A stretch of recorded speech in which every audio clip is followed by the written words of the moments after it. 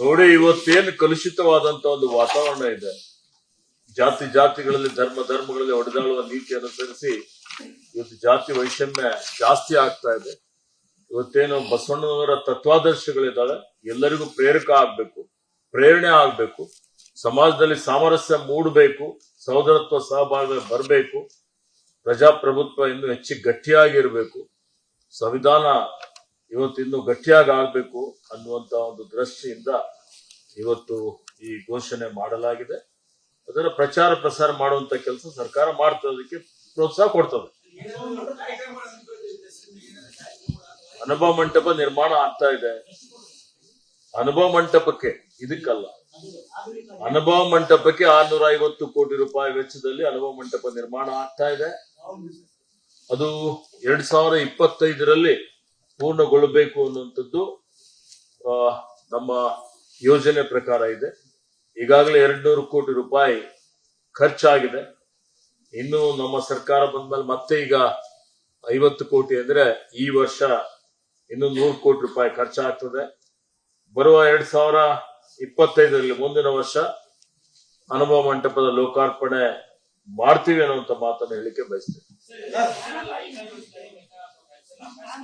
ಇಲ್ಲ, ಸಾಂಸ್ಕೃತಿಕ ನಾಯಕ, ಸೋಷಿಯಲ್ ಇಂಗ್ಲಿಷ್ ನಲ್ಲಿ cultural leader, social culture, Karnataka cultural leader. ಮಹಾರಾಷ್ಟ್ರದಲ್ಲಿ ಛತ್ರಪತಿ ಶಿವಾಜಿ ಮಹಾರಾಜರಿಗೆ ಕೊಟ್ಟಿದ್ದಾರೆ, ಫಸ್ಟ್ ಟೈಮ್ ಕರ್ನಾಟಕದಲ್ಲಿ. ಪುರಂದರದಾಸ ಇದ್ದಾರೆ, ಕನಕದಾಸ ಇದ್ದಾರೆ, ಶಿಶುನಾಳ ಶರೀಫ್ ಇದ್ದಾರೆ, ಮಧ್ವಾಚಾರ್ಯ ಇವರೆಲ್ಲರೂ ತುಂಬಾ ಜನ, ಎಲ್ಲರೂ ಅತ್ಯಂತ ಗೌರವಾನ್ವಿತರು, ಎಲ್ಲರೂ ಆದರ್ಶಮಯರಾಗಿದ್ದಾರೆ. ಎಲ್ಲರೂ ಸಾಂಸ್ಕೃತಿಕವಾಗಿ, ಆಧ್ಯಾತ್ಮಿಕವಾಗಿ, ಶೈಕ್ಷಣಿಕವಾಗಿ ಎಲ್ಲರ ತತ್ವಾದರ್ಶಗಳು ಬಸವ ತತ್ವದಲ್ಲಿ ಅಡುಕಾಗಿದ್ದಾವೆ. ಅದಕ್ಕೆ ಹೇಳಿದೆ, ಎಲ್ಲಾ ಮಹಾಪುರುಷರ, ಎಲ್ಲಾ ಸಾಹಿತಿಗಳ, ಎಲ್ಲರ ತತ್ವಾದರ್ಶಗಳೇನಿದಾವಲ್ಲ ಅವೆಲ್ಲ ಬಸವ ತತ್ವದಲ್ಲಿ ಅಡಕವಾಗಿದ್ದಾವೆ. ಎಲ್ಲರನ್ನೂ ಬಸವ ತತ್ವ ಪ್ರತಿನಿಧಿ ಮಾಡ್ತದೆ.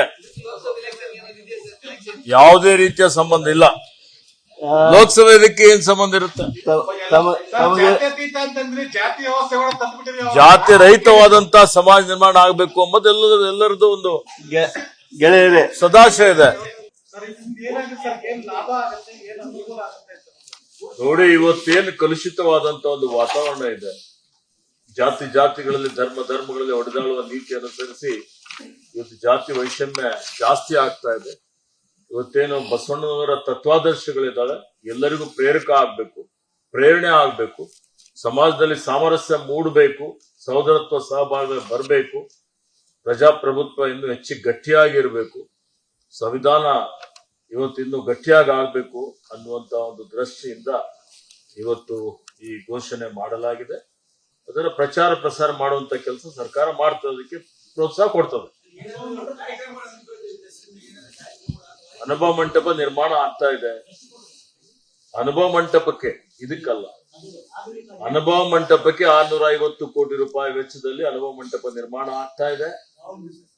ಅದು 2025ರಲ್ಲಿ ಪೂರ್ಣಗೊಳ್ಳಬೇಕು ಅನ್ನುವಂಥದ್ದು ನಮ್ಮ ಯೋಜನೆ ಪ್ರಕಾರ ಇದೆ. ಈಗಾಗಲೇ 200 ಕೋಟಿ ರೂಪಾಯಿ ಖರ್ಚಾಗಿದೆ.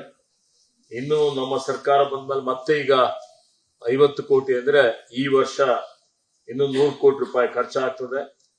ಬರುವ 2025ರಲ್ಲಿ ಮುಂದಿನ ವರ್ಷ ಅನುಭವ ಮಂಟಪದ ಲೋಕಾರ್ಪಣೆ ಮಾಡ್ತೀವಿ ಅನ್ನುವಂತ ಮಾತನ್ನು ಹೇಳಿಕೆ ಬಯಸ್ತೇನೆ. ಇಲ್ಲ, ಸಾಂಸ್ಕೃತಿಕ ನಾಯಕ, ಸೋಷಿಯಲ್ ಇಂಗ್ಲಿಷ್ ನಲ್ಲಿ cultural leader, social culture, Karnataka cultural leader. ಮಹಾರಾಷ್ಟ್ರದಲ್ಲಿ ಛತ್ರಪತಿ ಶಿವಾಜಿ ಮಹಾರಾಜರಿಗೆ ಕೊಟ್ಟಿದ್ದಾರೆ, ಫಸ್ಟ್ ಟೈಮ್ ಕರ್ನಾಟಕದಲ್ಲಿ. ಪುರಂದರದಾಸ ಇದ್ದಾರೆ, ಕನಕದಾಸ ಇದ್ದಾರೆ, ಶಿಶುನಾಳ ಶರೀಫ್ ಇದ್ದಾರೆ, ಮಧ್ವಾಚಾರ್ಯ ಇವರೆಲ್ಲರೂ ತುಂಬಾ ಜನ, ಎಲ್ಲರೂ ಅತ್ಯಂತ ಗೌರವಾನ್ವಿತರು, ಎಲ್ಲರೂ ಆದರ್ಶಮಯರಾಗಿದ್ದಾರೆ. ಎಲ್ಲರೂ ಸಾಂಸ್ಕೃತಿಕವಾಗಿ, ಆಧ್ಯಾತ್ಮಿಕವಾಗಿ, ಶೈಕ್ಷಣಿಕವಾಗಿ ಎಲ್ಲರ ತತ್ವಾದರ್ಶಗಳು ಬಸವ ತತ್ವದಲ್ಲಿ ಅಡುಕಾಗಿದ್ದಾವೆ. ಅದಕ್ಕೆ ಹೇಳಿದೆ, ಎಲ್ಲಾ ಮಹಾಪುರುಷರ, ಎಲ್ಲಾ ಸಾಹಿತಿಗಳ, ಎಲ್ಲರ ತತ್ವಾದರ್ಶಗಳೇನಿದಾವಲ್ಲ ಅವೆಲ್ಲ ಬಸವ ತತ್ವದಲ್ಲಿ ಅಡಕವಾಗಿದ್ದಾವೆ. ಎಲ್ಲರನ್ನೂ ಬಸವ ತತ್ವ ಪ್ರತಿನಿಧಿ ಮಾಡ್ತದೆ. ಯಾವುದೇ ರೀತಿಯ ಸಂಬಂಧ ಇಲ್ಲ. ಲೋಕಸಭೆ ಇದಕ್ಕೆ ಏನ್ ಸಂಬಂಧ ಇರುತ್ತೆ? ತಮಗೆ ಜಾತ್ಯತೀತ ಅಂತಂದ್ರೆ ಜಾತಿ ವ್ಯವಸ್ಥೆಗಳ ತತ್ಬಿಟ್ಟಿರಿ. ಜಾತಿ ರಹಿತವಾದಂತ ಸಮಾಜ ನಿರ್ಮಾಣ ಆಗಬೇಕು ಎಂಬುದು ಎಲ್ಲರದ್ದು ಒಂದು ಗೆಳೆಯರೇ, ಸದಾಶಯ ಇದೆ. ಅನುಕ್ಷಣದ ಸುದ್ದಿಗಳಿಗಾಗಿ ವಿಸ್ತಾರ ನ್ಯೂಸ್ ಯೂಟ್ಯೂಬ್ ಚಾನೆಲ್ ಸಬ್ಸ್ಕ್ರೈಬ್ ಮಾಡಿ. ಹೊಸ ಸುದ್ದಿಗಳ ನೋಟಿಫಿಕೇಶನ್ಗಾಗಿ ಬೆಲ್ ಐಕಾನ್ ಕ್ಲಿಕ್ ಮಾಡಿ. ಲೇಟೆಸ್ಟ್ ಅಪ್ಡೇಟ್ಸ್ಗಾಗಿ www.vistaranews.com ವೆಬ್ಸೈಟ್ಗೆ ವಿಸಿಟ್ ಮಾಡಿ. ಅಂಗೈಯಲ್ಲೇ ಜಗತ್ತಿನ ಸುದ್ದಿ ತಿಳಿಯಲು ವಿಸ್ತಾರ ನ್ಯೂಸ್ ಕನ್ನಡ ಆಪ್ ಡೌನ್ಲೋಡ್ ಮಾಡಿ.